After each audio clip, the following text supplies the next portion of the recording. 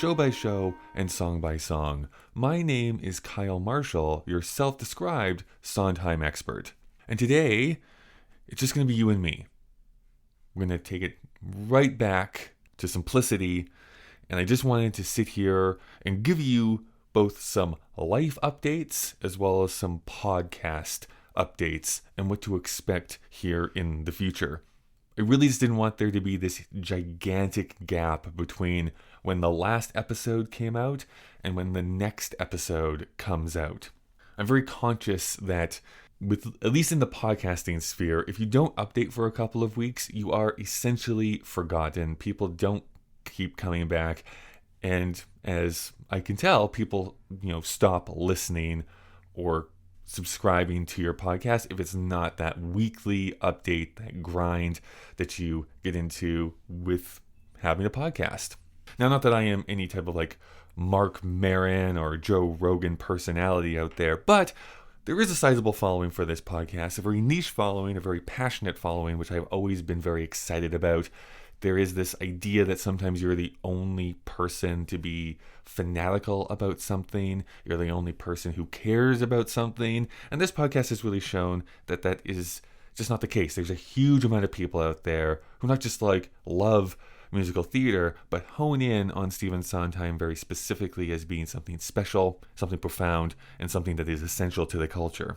Now, before I get into what my plans are for the next year of the podcast, let me give you a little bit of knowledge.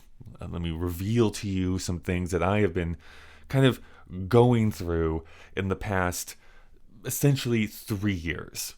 And I want to preface all of this by saying that I'm not looking for sympathy. I'm not looking for people to feel sorry for my predicament, but this is just the reality and maybe why there's been that hint of anxiety that some people have told me that they've heard in my voice. So this is basically what has gone on here in the last little bit. So coming out of, or I guess really within the confines of COVID, that 2020 to 2022 era, again, some of you may know this information and some of you may not know that I did used to run my own business. It was called Media Lab. It was run out of here in Calgary, Alberta, Canada. And the initial idea was that I was going to help people create YouTube videos and podcasts. That was the whole business model. Initially, really did think that this was going to be for the individual, the artist who wanted to create something special, and I was going to galvanize a community here within Calgary to push the medium forward.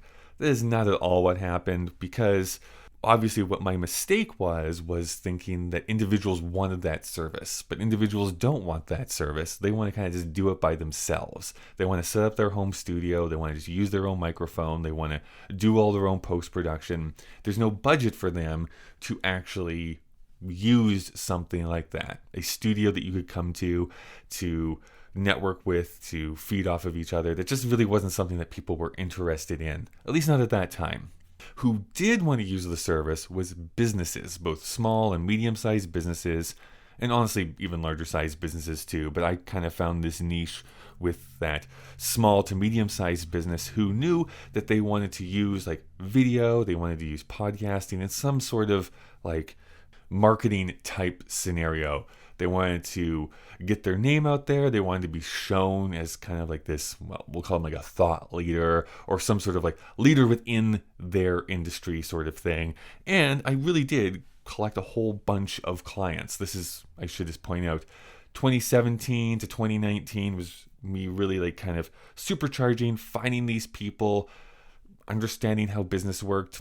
I was never an entrepreneur, never thought I was going to be an entrepreneur. So all of that was unknown to me and how that actually happened. But things were going well. COVID really was a huge impact on my life. I mean, it was for the entire world, not just me, but especially for a business that really required me to go to people in person, to actually sit down with them, to record them, to really customize that audio quality. Really took the legs out from under me. Tried to kind of cobble up a way to do this virtually. Didn't really work all that well. And then kind of the beginning of the implosion of the podcast industry really started off at around that time frame as well. And it really came to this head in 2022, in mid 2022, where I recognized this is untenable. I've maxed out all of my personal credit cards, the business line of credit, which is under my name too, but was getting to become maxed out, and I was underwater. There was just no way, there was just not enough money coming in month to month to ever hope to get ahead of like this avalanche of debt that was swarming at me. And to be perfectly honest, this is something I should have recognized a year beforehand and like really fixed some stuff at that point, so I didn't get into quite the amount of trouble that I was getting into. You know, calls from the bank, calls from people saying like, why haven't you paid this thing yet? So all that was weighing on my mind, and then I eventually just had to make the hard choice of like, this business has to shut down. And so I did. I just kind of got the ball rolling of like officially and legally shutting the business down completely, closing all the bank accounts, rolling them up into like one ball of debt, which is gigantic, but at least it's in one ball that I'm slowly paying back. And by my math, within 7 to 8 years, will probably be paid off. Fingers crossed, will probably be paid off at that point. But that is kind of the reality there. Because there was no money coming in mid 2022, or very little money coming in 2022, I knew that that was the first thing that I needed to address. I needed some type of cash flow to be coming in. So I reached out to literally every contact I have that is in my contact list. I sent it out to people I hadn't talked to for years. I sent it out to close friends, one night stands, you know, everybody I could think of in my contact list. I was just like, listen, this is the reality. I'm looking for something new. Is there anything that you know of in your company or that you've heard about from another friend that I would be good for that you could suggest to me? And very likely one of the people that I reached out to, his name was Matt, he was leaving a position and said that I think this would be actually something that is really great for you to step into.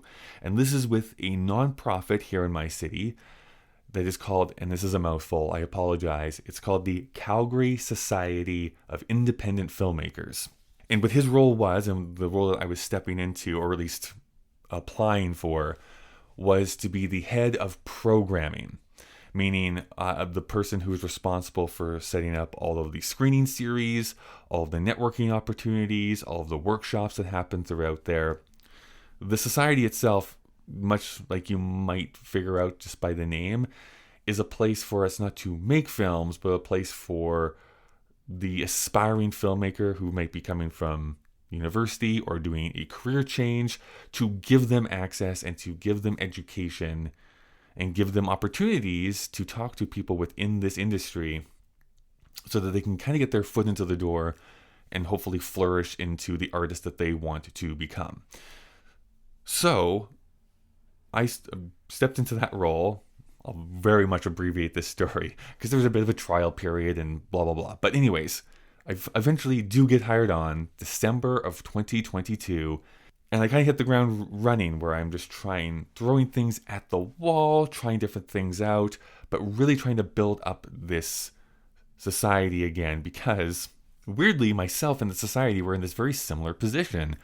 The society had been a bit mismanaged in the couple of years previous to it, and was really like a few months away from shutting down for good. This organization that has been around since 1978 and has been a very integral part to a lot of people's beginning years within film, within Calgary. But because of this mismanagement, was very close. We were shaky. We're very close to losing our charitable status. Like all of this stuff was true. And so it was myself and some of the other people, because there was really just an entire, I was about to say cast turnover. It's not cast, an entire employee turnover at the time. It's very small. There's only 4 people who work in the office. But basically everyone was new, and everyone realized like it is our job, it is our role at this point to really band together and not just save the society, but also like really reinvent what this society can be. So that's really what I've been doing since December of 2022, of re-looking at what the role of the society can be and kind of redefining it as we kind of approach our 50th anniversary. So that was the new job I got. I felt like I was getting back onto solid ground because there was some income coming in at that time. But then it was in the end of 2023, so I'm a year into this position, and because I've been speaking to a lot of filmmakers, producers, just people around town, there was this insistence by some to be like, well, maybe you should start making your own films too. You seem knowledgeable about it. You seem passionate about it. Why don't you make your own thing? And I have to tell you, I was very, very resistant to this at first. I really didn't want to do it. This was a dream that I did have many, many years ago, but that I had really, truly put to bed. I was like, filmmaking is just not in my future. I'm going to try out some different things here in my life. I'm going to try and make a name for myself in a different art form. And then when people started saying that maybe you should start making your own films, the hardest thing for me was like, I just think I'm too old, right? I'm past 40 at this point. Who becomes a filmmaker after 40 years old? So I was very, very resistant to this until I was basically just worn down and finally said, you know what? Okay, fine. Let me try and make some things here. And because I can never just do things small, I always have to do it in the biggest way possible. I decided crazily to do 4 short films in 4 weeks is really what I wanted to do. I called in every possible favor that I had been able to accrue over that year. I begged, borrowed, and stealed. I did some crowdfunding. I got some other people to donate some money. I got some other people to do some things for free. And while it wasn't 4 films in 4 weeks, it turned into 3 films in 7 weeks. The 4th one was, I just, as a little asterisk to this, was eventually made about a few months later. But that huge spurt of creativity was I got in 7 weeks, in the beginning of 2024 now, 3 short films shot. And then these were edited. I wrote all 3 of those. I only directed one of them, and I just allowed the directors to kind of take them, own them, and broadcast them how they wished. Nicely enough, all of them had a bit of a life to them. Each of them was accepted into a different provincial film festival, which was really nice. The one that I directed was actually accepted into 2 different festivals, which was really fun to go and be a part of those and be on panels and Q&As and that sort of thing. The way it works here in Canada, for good and for bad, is that so much of the art production that happens here is through government grants. I say there's good and bad in that is because a lot of people wait for the grant to come before they actually make the thing, which can kind of cause a little bit of stasis and hard to progress when you're always waiting for money to come in. Good because, there is this opportunity at the very least to get ideas off the ground when you might be in a position where you just don't have any funds to make that reality happen. So there is opportunities on the city level that I live in, the provincial level, and the federal level to apply for grants. Doesn't mean that you're guaranteed to get any of those, but you can still apply for them. And that's how a lot of people make their living, is getting those government grants to make their things. But the flip side of that is that most of them really want to see that you've created something first before they're willing to give you money. There's this kind of weird things we don't want to give you money until we can see that you've done something without money before. So you kind of get into this weird situation. Regardless, I did this very intentionally. I made all this stuff for the opportunity to try and get some funding for a bigger idea and a bigger project. So I'm happy to say that this last go round, I did get some funding from my city to make something this coming March. I'm waiting to see if the provincial government is going to top that money up, which I really hope that happens because it just gives me a little bit of breathing room. Otherwise, I'll probably have to do some crowdfunding just to get to the budget of actually being able to shoot the thing. But that's been very exciting to see, to go from basically nothing created to having a few things created in what is essentially a year and a half's worth of time. It feels like there's some momentum happening there. And of course, I just start to have tons of ideas that may or may never ever see the light of day. But at least there's ideas there that I can noodle around with and hopefully expand upon. I should also say, I was going to say this up front, I have no idea how long this episode is going to be. I've already been talking for 16 minutes, so hopefully this doesn't feel like I'm just droning on and on and on. But this is all to say that filmmaking is now taking up a large part of my life. I met at CSIF, the Calgary Society of Independent Filmmakers, 4 days out of the week. Another day or two I like to spend trying to do some writing and some other creative projects. And then also filling in some of the other time with podcast stuff and organizing interviews and figuring out how that's all going to kind of work out. So the big thing here is that I'm still going to complete this Putting It Together project. There's no doubt in my mind that this is going to be a finished thing from the first song that Sondheim wrote to the very, very last. I'm very committed to making sure that this has the complete series is here. So please don't feel like I'm about to announce that the podcast is ending. That's not true as of yet. As of yet, that is not going to be true. But hopefully you can follow me along on my filmmaking journey here as well, wherever that takes me. Who knows? Filmmaking is so hard. It can be something that is just like a quick little flash in the pan, and then it just gets too aggravating running up into walls all the time. I could be a very minor, successful Canadian filmmaker, the type of person that's in a footnote that nobody remembers in 20 years. Or I could be the next James Cameron because I'm that big of an asshole. So, talking about the Sondheim project, here's what you can expect here coming forward. First off, actually, before I move on, just to round out why I told you all this information about Media Lab, my having to file for bankruptcy, this crippling debt that I found myself in, and weirdly getting back on the solid ground by getting into filmmaking, the most lucrative of artistic pursuits, is that I'm just in a way better headspace now than I was even a year ago, definitely from 2 years ago. So there's this opportunity for me to feel more creative, an opportunity to feel more enthusiastic, and a new, passion has been revived in me to continue on with the stuff that I set out to do. It was very much touch and go a couple of years ago. Let me tell you that much, not to get too dark here on this podcast, but it was very touch and go for me. So the Sondheim project. First up, I want to do a very abbreviated mini-series on Saturday night. There was a part of me that really waffled on whether or not I wanted to start with Saturday night back at the very beginning of this podcast.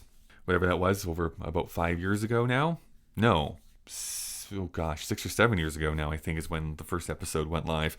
Regardless, I was waffling on whether or not I should do Saturday night, but then I decided, no, I'm going to go in actually produced order, actually had a Broadway production.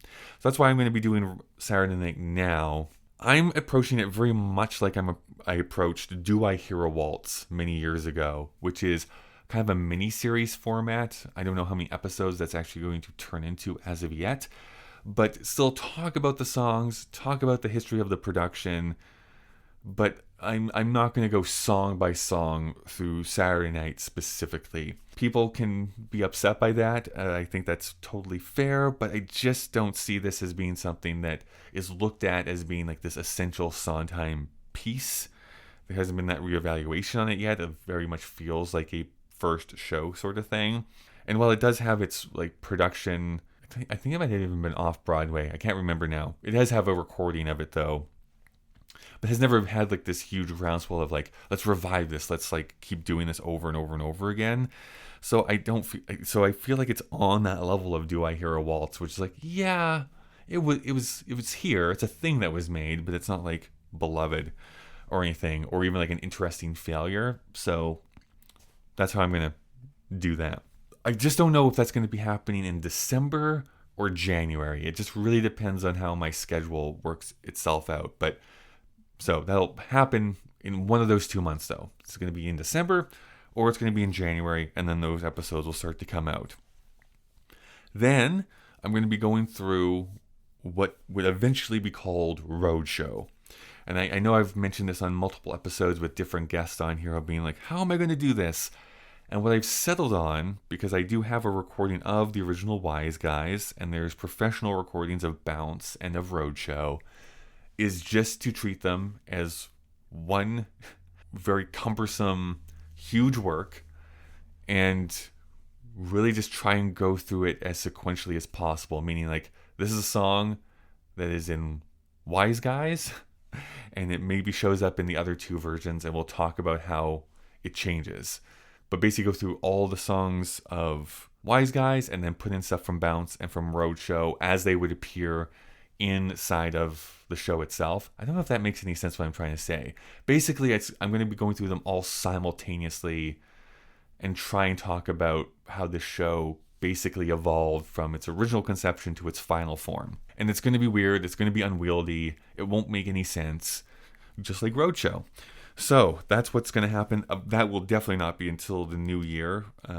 Probably starting to release episodes sometime around February is what I'm anticipating. And then we will move on to the very final show. We're going to talk about Here We Are, the one and only show of Sondheims that I saw the original cast in the original production as it was conceived. And so that'll be sometime, into the middle of 2026. And then that is going to be the end of all of Sondheim's work. There'll probably be a few bonus episodes here and there to, gel things together. Because I don't know what's going to happen after that. I do know this much, is that I do want to have like a really big final episode. What is that final episode going to be? No idea at this point. No idea what that even means. But I want there to be some sort of like, hey, we all did this thing, right? We all got under this car and decided we are going to go through the entirety of Sondheim's output. And we got here to the very end. And so I want to honor past guests, all of the work, and hopefully involve some of Sondheim's collaborators. But I am this kind of nobody up here in Canada. So we'll see. We'll see how that all works out. That is what the plan is now for the next coming year. And then if there's something that happens after that, again, I just don't know what that's going to be, or if there's going to be anything, or if we just have to say, hey, there is an end to things sometimes, and this is the end. So keep in contact about all that. So thank you so much for being a listener to this show. I appreciate each and every person, whether you've been here from the very beginning or have joined somewhere in the middle, or even if it was the last episode, was the first episode you listened to. Thank you so much for being a part of this.